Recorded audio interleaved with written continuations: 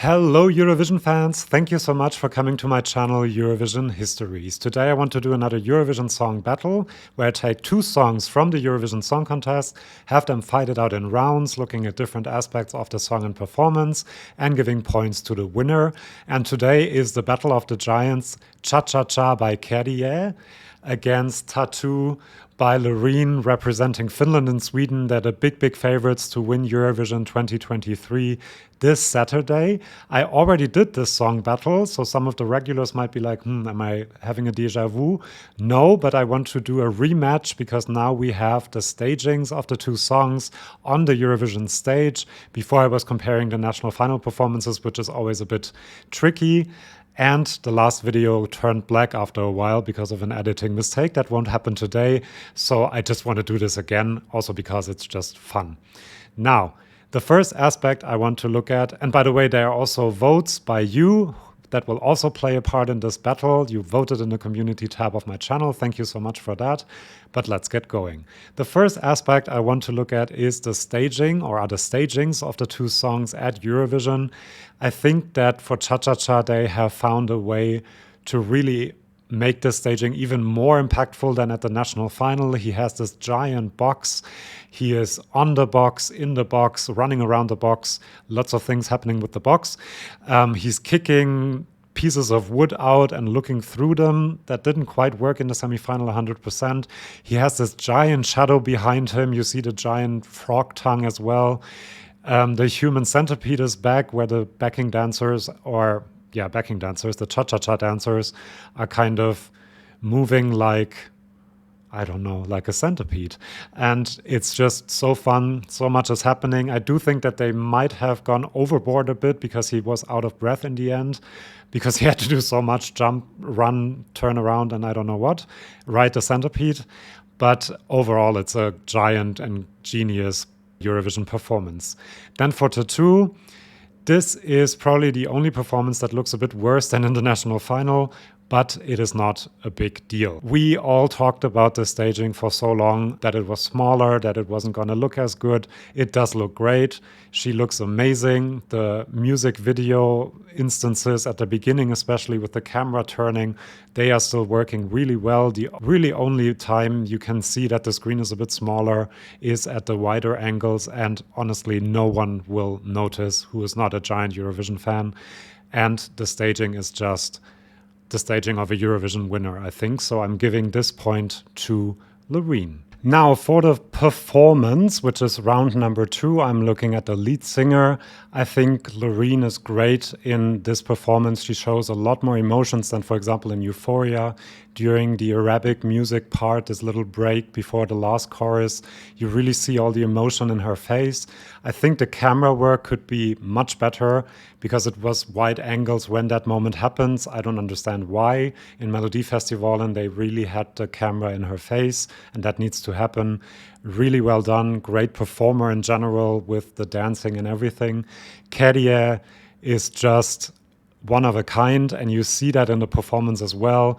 He can switch from the very intense and angry metal guy at the beginning to the fun, dancey guy at the end in an instant, and he's doing that really well. He's great at both personas in this performance, so I have decided to give a point to both Käärijä and Loreen.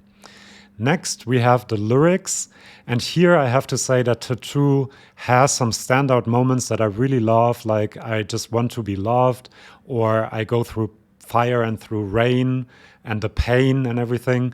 I do like that, but then there are also some low points where it's violence playing and the angels crying, which is just very trite, and in general they are quite standard pop lyrics, whereas Cha Cha Cha actually is telling a story. He is coming out of a very stressful week. He wants to crush his icy shell, he says, and he goes to a bar, has piña coladas, and that's why the icy shell melts, and he actually manages to become a party monster and a fun guy in the end. And so you see that reflected in the style of the song, the style change of the song, and also in the performance, where he's this angry metal guy at the beginning and the fun dancey guy at the end. That actually has to do with the lyrics, and I think that's quite great. I did a video on that if you want to know more. I'm not going to repeat everything, but that is why I am giving this point to Käärijä. Now, round number 4 is The Voice. I'm looking at the semi-final performances. Loreen was amazing, pitch perfect. She hit every note. Her mic was much louder at the beginning, which I think was very important. You can actually hear what she is singing at the beginning when she's lying between the two platforms. And Käärijä was really good at the beginning, but in the end part, the schlagery part wasn't great. I mean, this point would have gone to Loreen, as you can see, anyway. But in the semi-final, I really do think that Käärijä was struggling quite a bit in the last part. You heard the backing singer way too loudly also. And this will be a problem for the juries in the final if he actually wants to beat Loreen. So he has to work on the vocals a bit. Listen to me, Käärijä. Okay, round number 5 is the song, which is the most important part of a Eurovision package. So I've subdivided it into sub-rounds. First, melody and hook. I love the melody of Tattoo, especially when the bass hits, when she sings fire and pain and rain. I'm not a big fan of the hook, the ooh, ooh, ooh part, but overall, I really love the melody of this song. For Cha-Cha-Cha, it's just so catchy, the cha-cha-cha-cha-cha-cha. You will have that in your head after hearing it for at least a week, I think. And so I've decided to give a point to both of them. Tattoo more for the melody, and Cha-Cha-Cha, obviously, more for the hook. Then we have structure. I think that Tattoo doesn't only have standard pop lyrics, it also has quite a standard pop structure. It's actually quite similar to Euphoria, for example, as well. So not that original in the structure, whereas Finland obviously changes in the middle of the song from the metal and EDM part to the schlagery dance part. And I just think that's a genius idea. It works really well. It could be a train wreck, but it works together really, really well. And the transitions just works really well. And so I'm giving this point to Käärijä and Cha-Cha-Cha. Then originality. Everything I just said about the lyrics and about the structure holds true here. Tattoo is standard pop, whereas Cha-Cha-Cha is something you've never seen before. It's just crazy, amazing, different. So this point goes to Käärijä, who is now in the lead. And last but not least, song overall. This is, without analyzing too much, which I have just done, do I like listening to this song, or which song do I prefer to listen to? And here the point quite clearly goes to Tattoo. I have listened to it way more. It's more accessible, but I also listen to Cha-Cha-Cha a lot, especially in the gym, which is very recommendable. But still, Tattoo takes this. There are two songs that I really, really love this year, but in the end, Tattoo is the more accessible one for me. Now, the important part, your votes at the community tab of my channel. Over 2,000 of you voted, so let's see what you guys decided.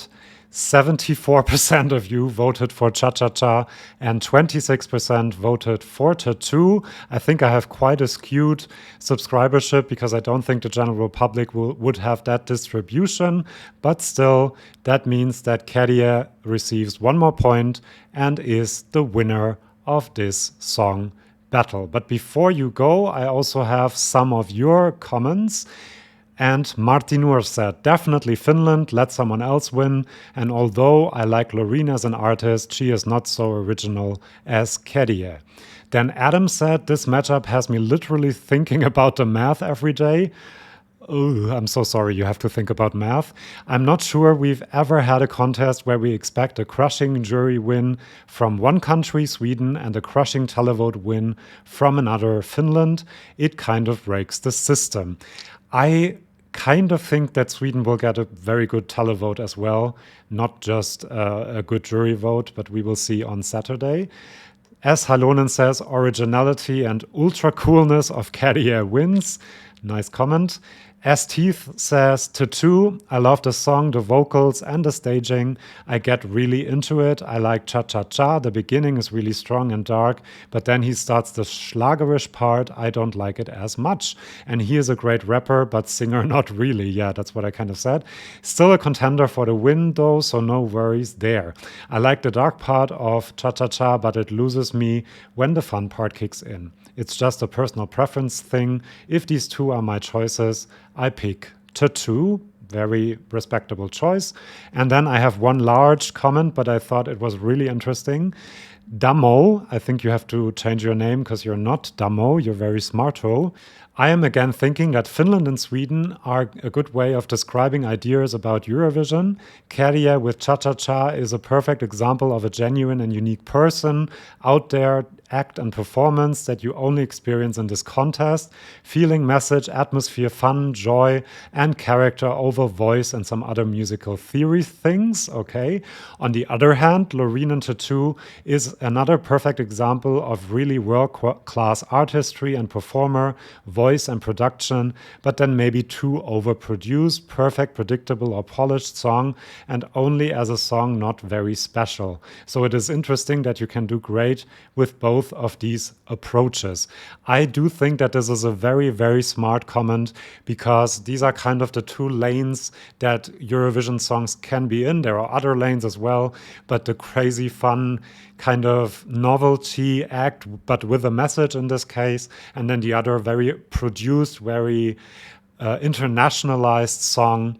And it's kind of also the thing between tradition and modernity, between showing your national culture, singing in your national language, and then appealing to the biggest possible audience by having an internationalized product and singing in English. That's a great discussion to have, I think. So thank you for that comment.